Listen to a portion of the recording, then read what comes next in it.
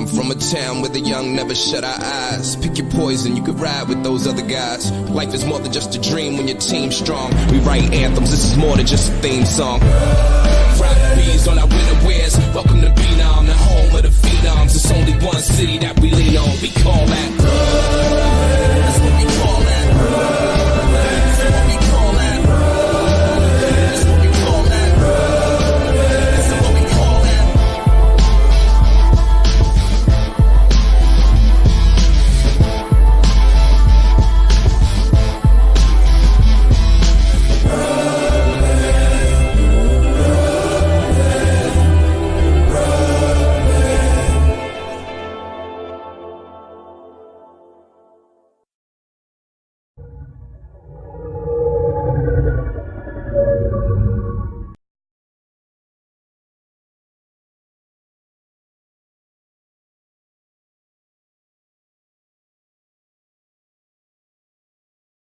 What's going on, guys? Etika from the Etika World Network Gaming Commentary here to bring you another edition of our Pokemon 5th Gen battles. Now, before we get into it, I just want to mention two things quickly. First, I want you guys to leave any questions that you have regarding me here. Now, I'm starting up a new kind of Q&A, and I know I've already done 2 Q&As before that never really had answers. The reason why is because I would have so many questions, it would be difficult to answer them. And plus, on top of everything else, the Q&A videos never really got as many views as the Pokemon battles did, so I'm sure a lot of you didn't get your questions out. This is an opportunity for you to ask me any question you have, and I will answer it guaranteed. Use this opportunity as best as you can because this is going to be a great one for you. Either way, also, so just leave your questions in the comment section below this video. I will answer them in a follow-up video. I believe it'll be better to put the Q&As in the Pokemon battle, so this way it kind of like, you know, leads into it, you know, it kind of like is a whole Q&A thing. So ask me anything. Please comment. This is your chance. Comment and ask me anything. I'll answer 100%. All right. Now, the next thing I wanted to bring up is something that is not really as serious or as pertaining to the channel as that, but my little sister actually has a channel now too, where she talks about political issues and such, and she just recently started posting up on it again. So if you guys want to see what my little sister looks like, you can go ahead and check out her channel. I'm going to have in the annotations right there. And she does talk about some serious political issues and such.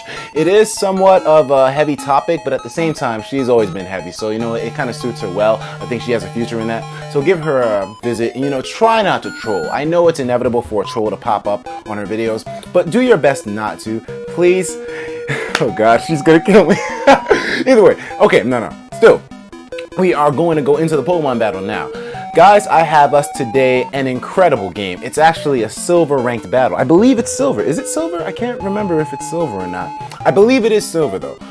And if I'm wrong, please forgive me, but I think it is silver. I'll know after I do the video editing. But today was an incredible game. I mean, goodness gracious, the competitive plays made here were astonishing to me.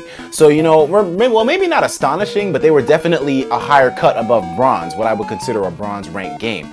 So, it was actually against somebody who goes by the name of, let me see, it was Pkmnmaster5333. And as I said, really intense game, really good competitive choices made. It was an astonishing battle, and it's using the same team that I had used beforehand. So, without further ado, let's go into the team preview right here. Now, as you guys can see here, this guy's team is quite threatening. Tyranitar in there, who can run a plethora of different sets. He has the Dragon Dance, he could have the Choice Band. Tyranitar is a really... He's one of the OU Pokemon that I can say he runs with a lot of stuff. He can have a lot of stuff on him, but thankfully he's usually not very fast in the beginning thanks to his low speed, so he is somewhat predictable to an extent, unless he's carrying a Choice Scarf, which would just be crazy in itself. But I've seen it done before, so you know what? I can't hit on the Choice Scarf Tyranitar. It can be done if you have a competent enough trainer, that is. Oh man, I'm having trouble breathing again. Anyways, next off we have Sally the Mence. And of course, it's going to be a big problem. Once again, a real big threat if it's choiced in some way. Usually they're scarfed. Well, maybe not usually, but they manage to be scarfed a lot of the time. With the Moxie as well, these guys are really dangerous. Next off, he has his Ferrothorn in there, who is definitely going to be a setup. I've seen some people run Curse Ferrothorn or Choice Band Ferrothorn, so you know they are somewhat hard to deal with, but I'll figure it out.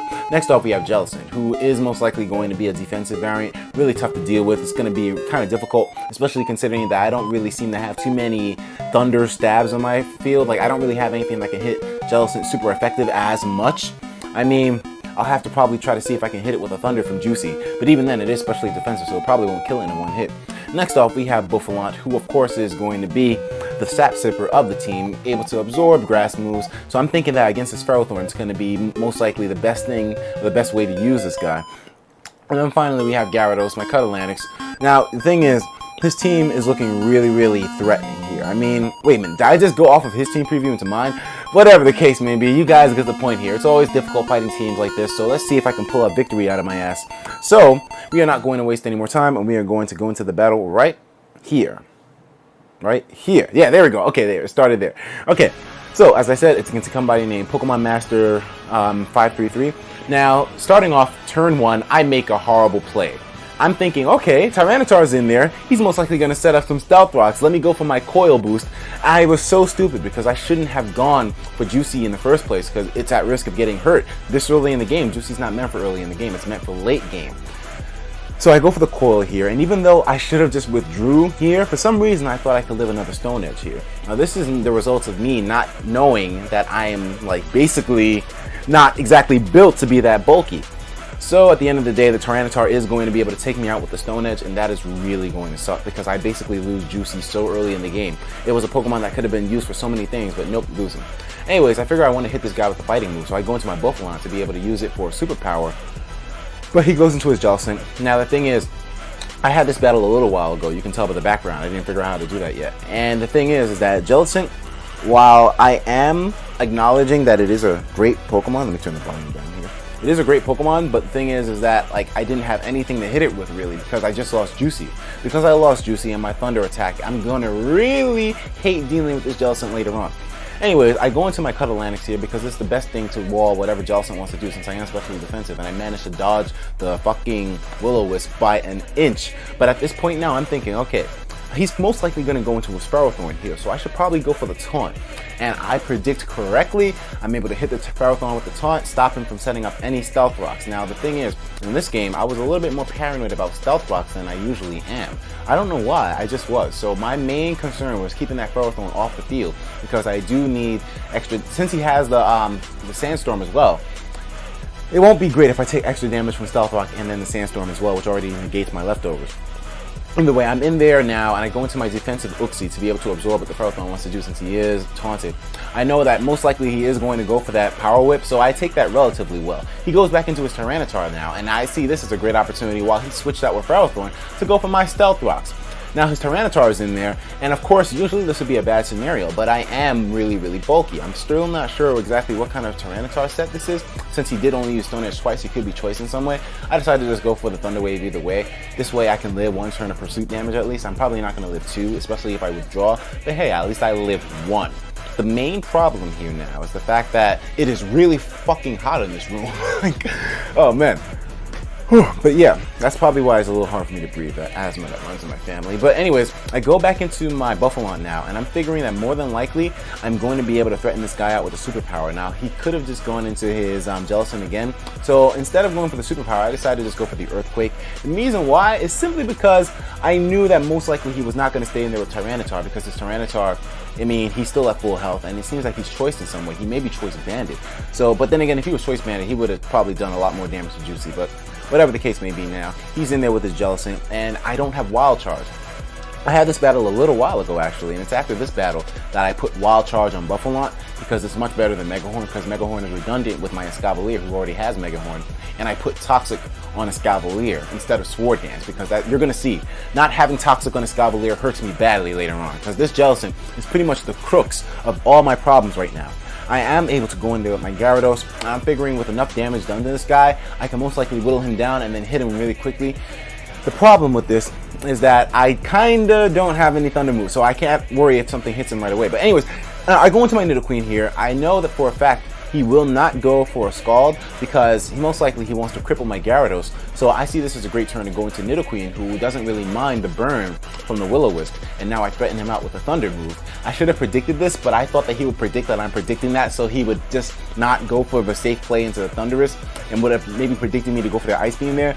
But he makes the safe play, even though I could have just gone for the Ice Beam. I had my finger on Ice Beam, and I was saying, you know, I should just go for the Ice Beam. But if I went for the Ice Beam and his Jellicent stayed in, I would have lost my Nidoqueen, and that would have been a massive blow for the team.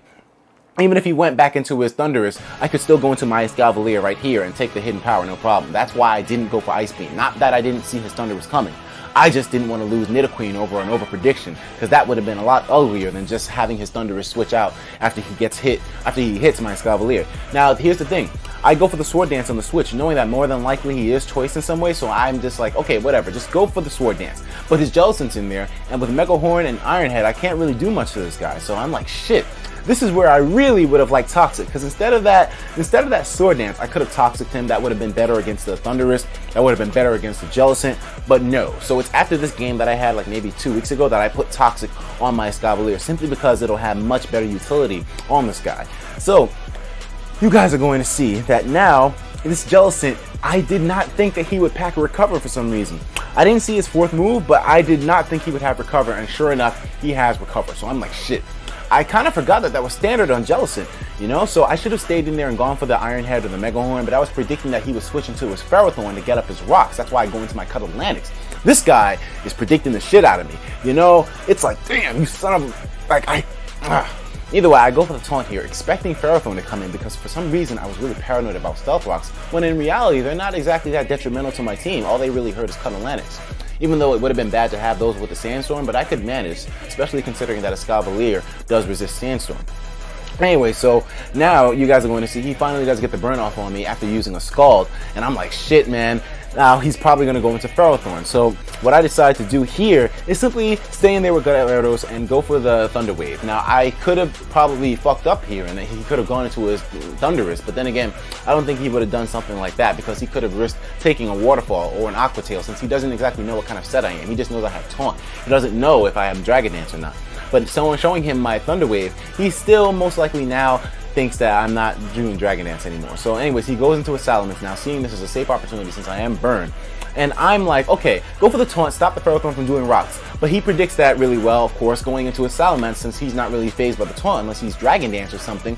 So I'm like, okay, the best way I can take out this Salamence is by maybe going there with my Escavalier, or maybe going there with my Uxie, hitting him with a Thunder Wave, slowing him down and making him easy to kill for my Nidoqueen. For some reason, I thought that he didn't pack Fire Blast either. This is funny, because I learned this lesson over and over again. Like, 4th gen Salamence carries Fire Blast. He hits my Escavalier right in the damn... What is that thing on his head? Either way, it really sucks. He predicted me so well there. I cannot lie, brother. You got that one. That was a good prediction. I never even thought twice. Just go in there, Guinevere, absorb the outrage. Nah, he Fire Blasted the shit out of me. So, you know, good stuff there. Either way, now I'm saying, okay, this is when I can encompass that strategy. I'm going to go into my Uxie, threaten him out with a Thunder Wave or something like that, and then go into my Soul Glow. I was hoping that maybe he would go for his Ferrothorn again to resist the Thunder Wave, but then again, why would he really be threatened by Uxie? Even though I am physically defensive, and Uxie is just in general a defensive behemoth. So I made a really dumb play there going into my Buffalon. I shouldn't have done that. I was trying to switch into Uxie, scare him out because I'm defensively bulky and I have Thunder Wave, maybe make him go into his Ferrothorn, and then go into my Buffalon to be able to hit him with the superpower.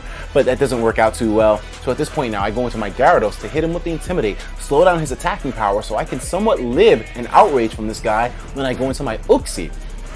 So now I think he's basically at neutral attacking power, and plus he had the Lumberry, so he can just fire off another outrage with no problem. He's at neutral attacking power now though, with that outrage after the Intimidate from my Gyarados. So I know I can live this outrage and then proceed to go for a Thunder Wave. And once he's slowed down, this means that my Nidoqueen can come in after Uxie is KO'd, hit this guy with an Ice Beam, and totally wipe him out.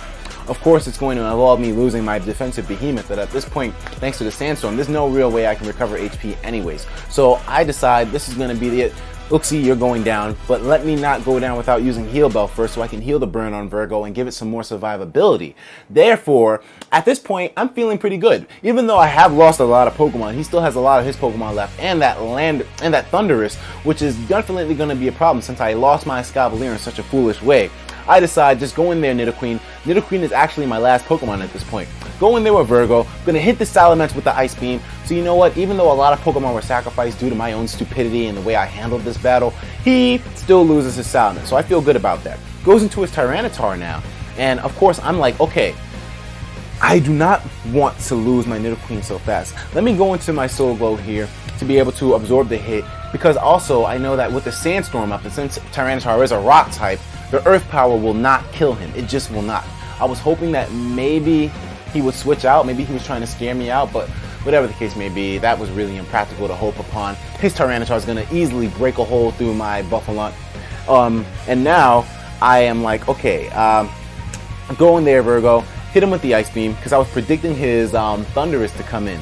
But since he didn't switch out, of course he's going to be in there with Superpower. I'm thinking that most likely this guy is choice now. I'm going to basically be able to stay in there and go for an Earth Power on this secondary turn, which should be able to take the guy out, since Tyranitar, even though he does have really good special defense with the Sandstorm, his base special defense isn't all that great. He goes into his Ferrothorn now, absorbing the Earth Power, and you know, I'm not really like bothered by that, because I know the Earth Power coupled along with the Flamethrower will easily be able to take this guy out. I think the Flamethrower by itself will be able to take this guy out. So that's Virgo working. His Thundurus is his Salamence is down, his Ferrothorn is down. So you know what, Virgo took down 2 Pokemon, really good shit. And you know, even though his Thundurus is going to come through at this point, I'm still thinking, hey, maybe I can live a Hidden Power Ice if this guy's Choice Scarf. But if he's Choice Specs, it's a wrap. But then again, I don't have the best special defense anyways. I am defensively bulky, not specially defensive. So I'm going to lose my Virgo. And that, my friends, is going to be a good game. It kind of sucks that things happen that way. But you know what? At the end of the day here, that was a really great game. That was a silver game. Reason why? My opponent was on point. This guy was predicting the shit out of me. Like, there were some foolish moves that I made there that I could have probably estimated better, but it doesn't change the fact that this guy was one step ahead of me for the most of this battle. Props to you, Pkmnmaster5333. Good game, good plays. The reason why this game is silver is because you played like a boss, and because of that, this game is silver. I can't believe I got outplayed so well there, but that was really impressive to see. That's the first time that in a long time I've been totally destroyed with that team. So you know what? Really impressive stuff there. Either way, I want to thank you guys once again for tuning into this section of the Etika World Network Gaming Commentary. Have any questions, comments, or concerns? This is a Q&A video, so leave them below. Either way, guys, I ain't going to hold up no more of your time. And remember, ask those questions. A lot of you guys, look, if you're one of those 800 plus people that doesn't comment on my videos, you just watch it, enjoy it, and leave your questions. I want you to get your questions, man. Leave them shits. Either way, I'll talk to you guys later on. Take care of yourselves, and of course, as usual, please have yourself a damn good one.